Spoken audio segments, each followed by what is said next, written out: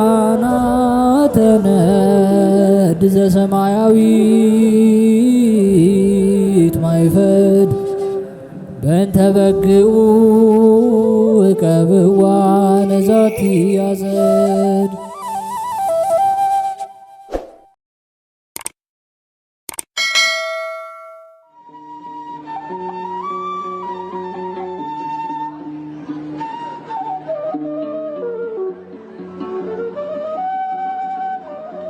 በስመ አብ ወወልድ ወመንፈስ ቅዱስ አሐዱ አምላክ አሜን። ሰላም እንደምን ቆያችሁን? ውድ የሊቃናት ሚዲያ ቤተሰቦቻችን አሜን። የእግዚአብሔር ስሙ ከዘላለም እስከ ዘላለም የከበረ የተመሰገነ ይሁን። በዛሬው ቪዲዮ ይዘንላችሁ የቀረብነው የካቲት 6 የሚነበብ ስንክሳር ሲሆን ለዚህ ቁም ነገር አዘል ቻናል አዲስ የሆናችሁ እህት ወንድሞቻችን ይህንን ቁም ነገር አዘል ቻናል ሰብስክራይብ በማድረግ እንዲሁም የዶል ምልክቷን በመጫን ቤተሰብ እንድትሆኑ የአክብሮት ግብዣችንን አቀረብን።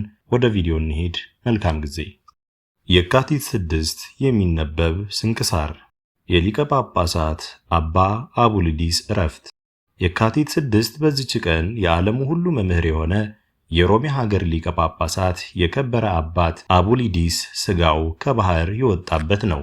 ይህም የከበረ በእውቀቱ ፍጹም የሆነ ሰው ነው። ከአባት አውኪዮስም በኋላ ለሮም ሀገር ሊቀ ጳጳሳት ይሆን ዘንድ መንፈስ ቅዱስ መረጠው። ይህም የእስክንድርያ ሊቀ ጳጳሳት ከላዲያኑ በተሾመባት በመጀመሪያ ዓመት ነው። ሕዝቡንም ከአረማውያን ጠባይ የሚጠብቃቸው የሚያስተምራቸውና በክብር ባለቤት በጌታችን ኢየሱስ ክርስቶስ ሃይማኖት የሚያጸናቸው ሆነ። በከሃዲው ንጉሥ በከላዲያኖስ ዘንድ ዜናው ተሰማ።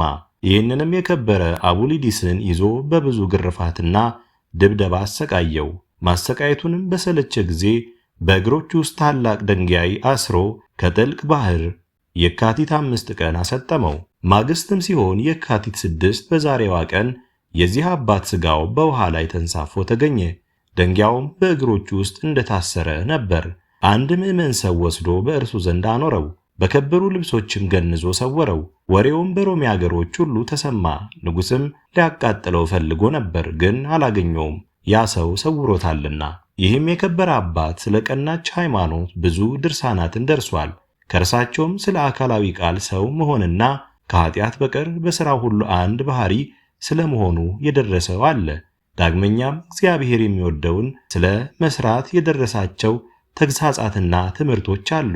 ስለ ቤተ ክርስቲያንም ሕግ 38 መመሪያዎችን ሰርቷል። እኒህም በሁሉ አብያተ ክርስቲያናት ይገኛሉ።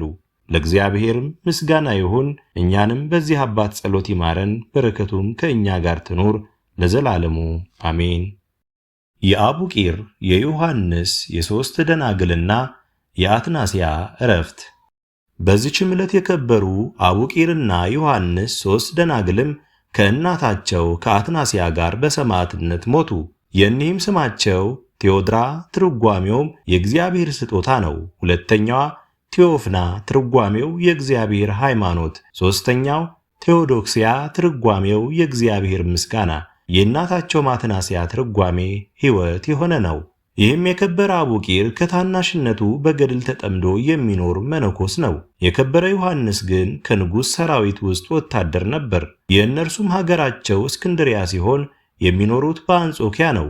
በንጉሥ ዲዮቅልጥያኖስም ፊት ቆመው ከእኒህ ደናግል ከእናታቸው ከአትናስያም ጋር በክብር ባለቤት በጌታችን ኢየሱስ ክርስቶስ ታመኑ። እርሱም ከወዴት እንደሆኑ ጠየቀ። ከእስክንድርያ አገር እንደሆኑ በተረዳ ጊዜ ወደዚያ ይወስዷቸው ዘንድ አዘዘ። ወደ እስክንድርያ በደረሱ ጊዜ በመኮንኑ ፊት ቆመው በክብር ባለቤት በጌታችን ኢየሱስ ክርስቶስ ታመኑ። በመኮንኑም ጽኑ ሥቃይን አሰቃያቸው። ማሰቃየትንም በደከመ ጊዜ ራሶቻቸውን በሰይፍ እንዲቆርጡ አዘዘ።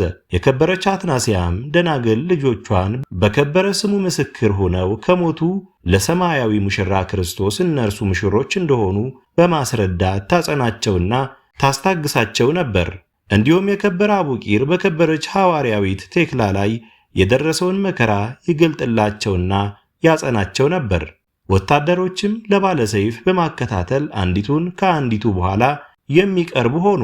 ከዚያም እናታቸው የከበሩ አቡቂርና ዮሐንስንም ቆረጡ። መኮንኑም ሥጋቸውን ለአራዊትና ለአዕዋፍ ይጥሉ ዘንድ አዘዘ። ምዕመናንም ሥጋቸውን በስውር ወሰዱ፣ በክብርም ገነዟቸው። የመከራውም ዘመን እስኪያልፍ በሳጥን አድርገው ሰወሯቸው። ከዚህም በኋላ ቤተ ክርስቲያን ተሰርቶላቸው ሥጋቸውን በውስጡ አኖሩ። ከእርሳቸውም ታላላቅ ድንቆች ተአምራትን ተገለጠ። በረከታቸውም ከእኛ ጋር ትኑር፣ ለእግዚአብሔርም ምስጋና ይሁን፣ አሜን። የማርያም እንተ ዕረፍት መታሰቢያ። በዚችም ቀን ጌታችን ሽቱ ለቀባችው ማርያም የዕረፍቷ መታሰቢያ ነው። ይህችም ቅድስት አስቀድማ ኑሮዋን በዝሙት ያሳለፈች ኃጢአተኛ ነበረች። እርሷም ጎልማሶችን ወደ እርሷ ተማርካቸው ዘንድ በየራሱ የሆነ ሽልማትና ጌጥ ትሸለም ነበር። በአንዲት ዕለት እንደ ልማዷ ተሸልማ አጊጣ ሽቱም ተቀብታ ፊቷን በመስታወት ተመለከተች። የጉንጯ ቅላትና ደም ግባቷ የዓይኗም ወገግታና ጥራት ማማሩን አይታ እያደነቀች 1 ሰዓት ያህል ቆየች። ከዚህም በኋላ በጎ ሐሳብ በላይዋ መጣ። ሞትና የዚህን ዓለም ማለፍ አሰበች። የክብር ባለቤት ጌታችን ኢየሱስ ክርስቶስም ኃጢአተኞችን እንደሚቀበልና ኃጢአትንም እንደሚያስተሰሪ ሰምታ ገንዘቧን ወስዳ የአልባስጥሮስን ሽቶ ገዝታ በስምዖን ዘለምጽ ቤት ለምሳ ተቀምጦ ሳለ ወደ ጌታችን ሄደች።